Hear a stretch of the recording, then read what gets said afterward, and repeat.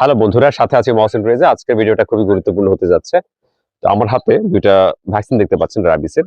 একটা হচ্ছে র‍্যাবিক্স BC Incepta pharmaceuticals এর, আর আরেকটা হচ্ছে র‍্যাবিভ্যাক্স, যেটা হচ্ছে পপুলার ফার্মাসিউটিক্যালস এর। তো আমি বিগত সময়ে দেখেছি যে অনেকে এগুলো নিয়ে প্রশ্ন তুলছেন।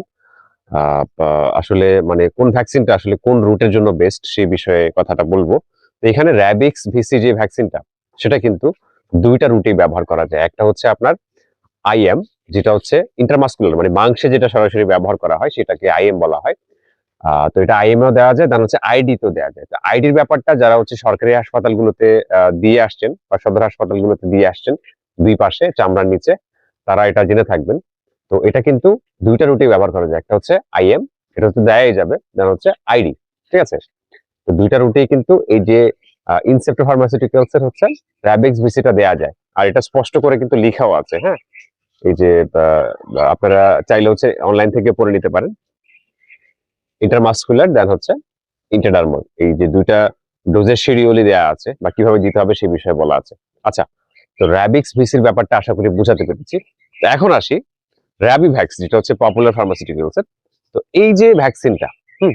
পপুলার ফার্মাসিউটিক্যালস এর, এটা কিন্তু স্পষ্ট করে লিখে দেয়া আছে যে আপনার দেখা যায় প্যাকেটের গায়ে দেখেন যে ফর ইন্টারমাসকুলার ইউজ অনলি, শুধু ইন্টারমাসকুলার এর জন্য।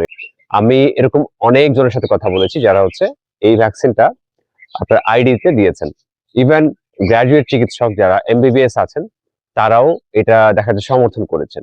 এমন না যে এটা আইডিতে দিলে কাজ করবে না, কিন্তু এটাতে দেয়া যে নির্দেশনা সেটা অনুযায়ী হচ্ছে এটা জাস্ট হচ্ছে আপনার মানে ইন্টারমাসকুলারলি দিতে হবে, মানে মাংসে দিতে হবে। তো একজন প্রতিনিধি বা হচ্ছে মেডিকেল প্রমোশন অফিসার আমার পরিচিত ছিলেন এই পপুলার ফার্মাসিউটিক্যালস এর। তো তার থেকে পাওয়া যে তথ্য সেটা একটু শেয়ার করছি। তো তিনি জানিয়েছেন যে ইনসেপ্টা ফার্মাসিউটিক্যালস এর যেই ভ্যাকসিনটা সেটা কিন্তু আপনার ১ম এ আইএম রুটেই ছিল। দেন তারা দেখা যায় নির্দিষ্ট একটা ক্রাইটেরিয়া থাকে যে আইডি দেখা যায় অনেক মানুষকে দিয়ে হচ্ছে পরীক্ষা করে দেন হচ্ছে ওটার রিপোর্টের উপর বেস করে, তো সেটার অ্যাপ্রুভাল যদি পাওয়া যায় সেই ক্ষেত্রেই শুধু প্যাকেটের গায়ে বা এই ভ্যাকসিনটা আইডিতে ব্যবহার করা যাবে এরকম স্বীকৃতি পাওয়া যায় আরকি। ওষুধ প্রশাসন অধিদপ্তর দেন হচ্ছে WHO এই কাজগুলো করে থাকে। তো এটার মধ্যে মানে এখন পর্যন্ত আইডির ব্যাপারটা আসেনি, কারণ এটা হচ্ছে আন্ডার ট্রায়াল। মানে এখন পর্যন্ত আপনার মানে আইডির যে ব্যাপারটা সেটা এখনো ট্রায়াল চলছে।